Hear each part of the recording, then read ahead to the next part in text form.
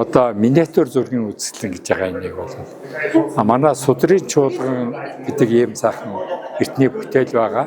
Энэ бол 1301-ээс 1310 оны хооронд манай ил хаан тулсын одоо хаан одоо Хасан хаан Хөлзий хааны одоо зарилгаар энэ номыг бол бичигдсэн байгаа.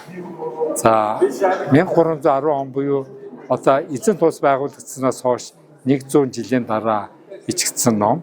Тэгтээ бол Чингис хааны ач хүүхдүүд нь энийг бүгдийг нь одоо шалгаж үзчихэж ингэж гаргасан учраас энэ одоо судрын чуулган бол айгүй чухал ач холбогдолтой.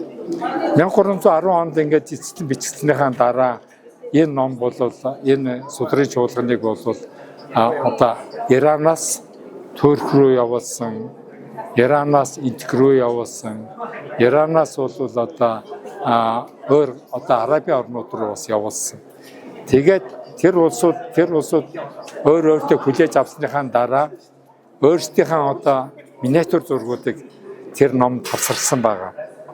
За өөрөөр хэлбэл хаатынхаа өргөнд байсан тийм одоо гол сайхан зургуудыг бас оруулж хавсарсан байгаа.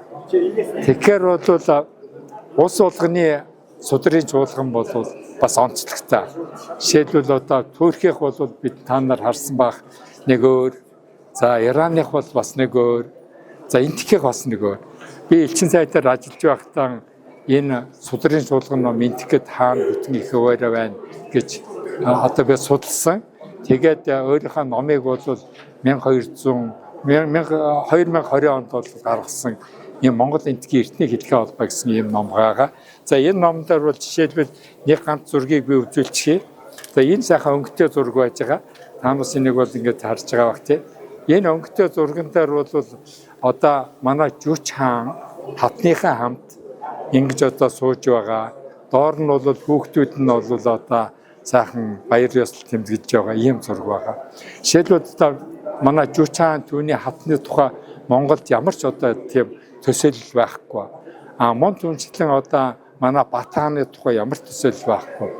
Ил хаан тулсыг байгуулсан манай Хүлэг хаан байгаа. Хүлэг хааны тухай бас ямар ч төсөөлөл бид нарт байхгүй. Тийм учраас энэ зургийн үзэсгэлэн дээр энэ хаадуудын тухай миниатюр зургнуудыг тавьснаар их онцлогтой, түүхэн ач холбогдолтой. Зөвхөн манай хаадуудын зургийг тавьснараа онцлогтой биш. Үүнээс гадна одоо Монгол 13 дугаар зууны үеийн Монголын одоо хаадуудын ховцос, хаттын ховцос, Монгол заншил, ахуй амьдрал, орд нь ямар хөө байсан бэ гэдгийг энэ зургуудаар бол харуулснараа түүхэн ач холбогдолтой бид нарын одоо нүдийг нээсэн, бид нарын бахархах зүйлийг бий болгосон ийм зүйл байгаа.